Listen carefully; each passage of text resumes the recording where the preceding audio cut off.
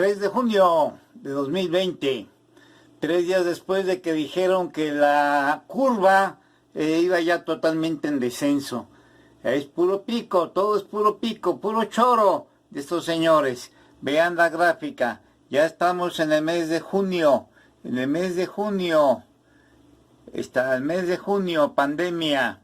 Entonces, mes de junio, más de 10,000 fallecidos que pudieron haberse evitado si no hubiera sido por esa provocativa acción de López Obrador, de decir, abrácense, aquí no pasa nada, 10,000 y pico de muertos.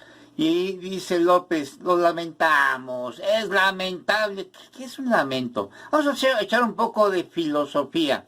Bandidos antes, la época antigua, Chucho el Roto, el bandido de Río Frío, los asesinatos de los libros de ficción de Agatha Christie con Poirot, Sherlock Holmes.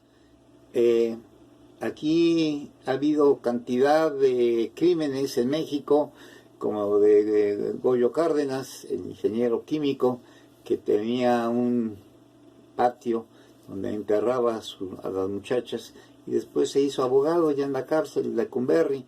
Bueno, bandidos del pasado, bandidos del presente.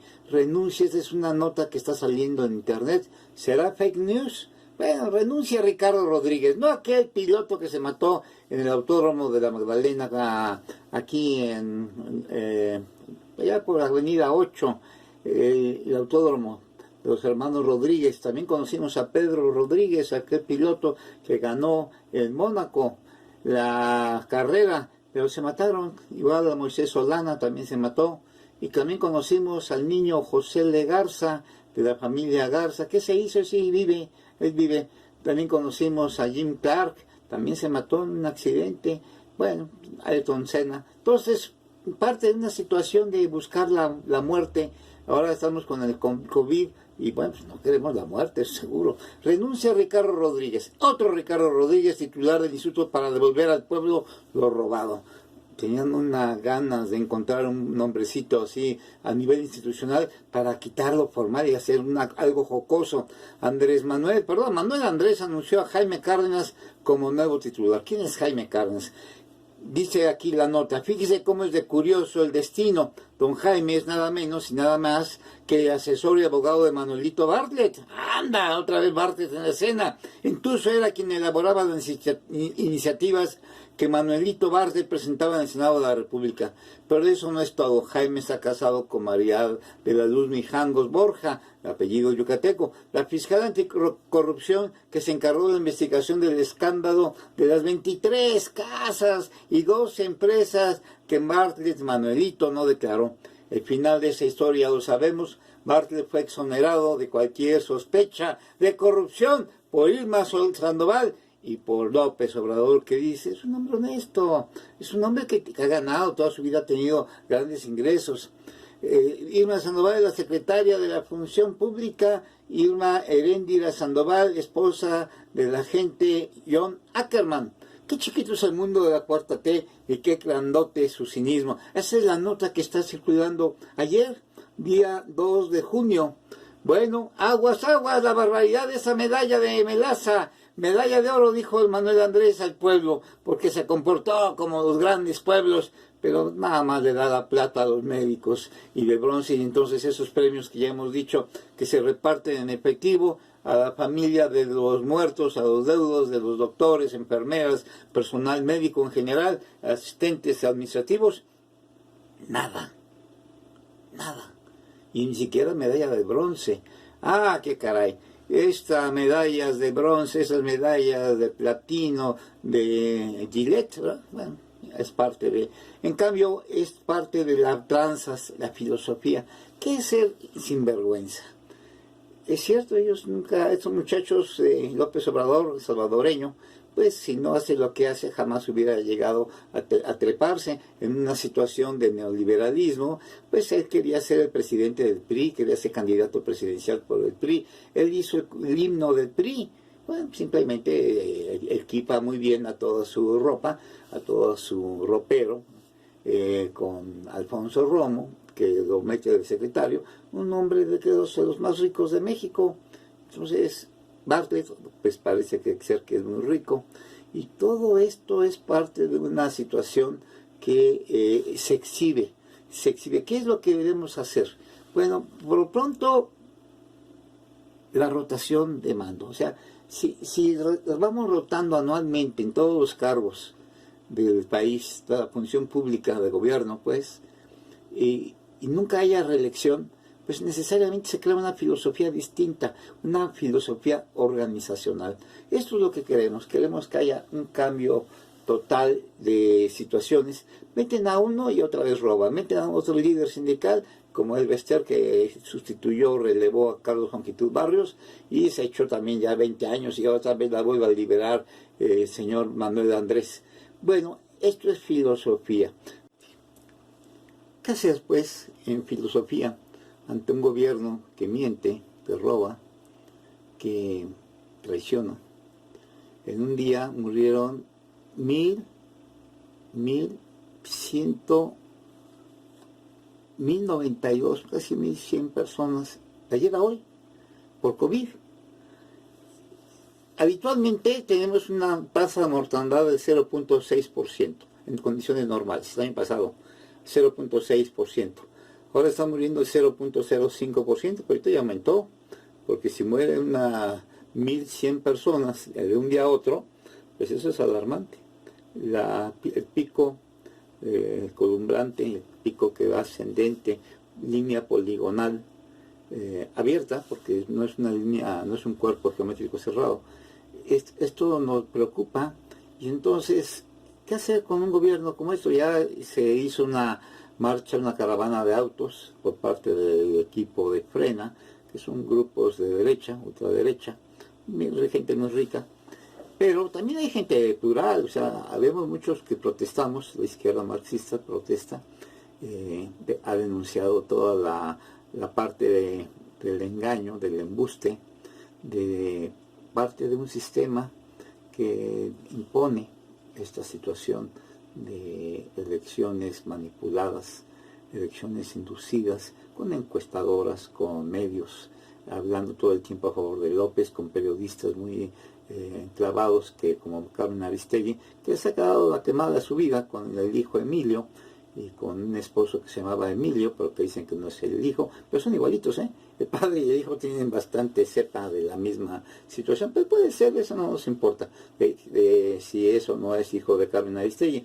Lo que sí es importante es que Aristegui ha callado los 1000 comunicados que le ha mandado la Yura, diciendo, oye, denuncia a López, que es un hombre indocumentado, es un mojado, nació en otro lado, sus papeles que presenta son apócrifos, en fin. ¿Cuál es la verdad de todo esto? Las instituciones que se tenían que haber dedicado a esto, autónomas, el Instituto Nacional Electoral, la situación del INAI, transparencia, y nada de transparencia, mandan una tachonada de López Obrador. Bien, la filosofía es quitar todas estas posibilidades a través de una nueva revolución organizacional que consistiría en un federalismo constitucional donde se tenga que tener en cada institución rotación obligada de mando al año, para que haya equipos colegiados que sean las bases las que vayan definiendo cómo se va a crear la dirección, el rumbo, el router hacia un mejor progreso institucional. Y esto es algo que no ocurre. Nunca reelección de alguien en el mismo cargo, se reeligen y las sinvergüenzadas son magníficas. En eso sí le damos la razón a López Obrador. Se ha descubierto muchísima tranza, pero donde unos bandidos del pasado ahora son los bandidos del presente, y tan malos unos como los otros, tan rateros unos como los otros rateros. ¿Y para qué?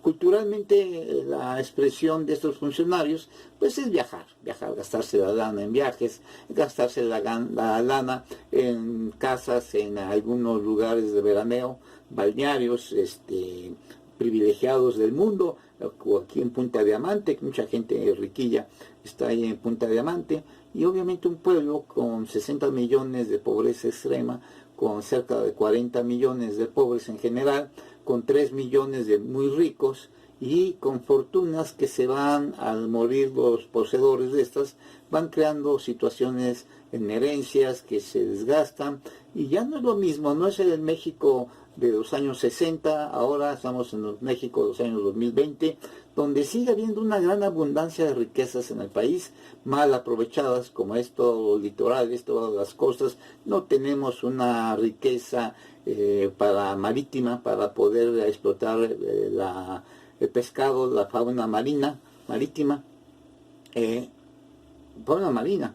Y entonces es parte de la situación, la agricultura, pues como no tumbamos guanos y fertilizantes, Fertimex, las universidades tipo Chapingo, que es una maravilla, como las escuelas normales, ya hemos platicado de esto, las escuelas normales marginales, que se encargaron de tronarlas. Es todo un plan con maña de lo que es de extrema derecha, o lo que es el neoliberalismo, donde nada más unos cuantos tienen derecho a tener acceso a los beneficios, a la explotación, y haciendo edificios fantasmagóricos cada vez más altos, cada vez más grandes, con problemas de agua. Imagínense suministrar cantidad de volumen tremendo de cuestión de agua, de desperdicio, de basura, en fin. Claro que esto es parte de las ciudades inteligentes que habla nuestro amigo Pablo Colás, pero también tenemos que tener el hombre inteligente, dice López Obrador.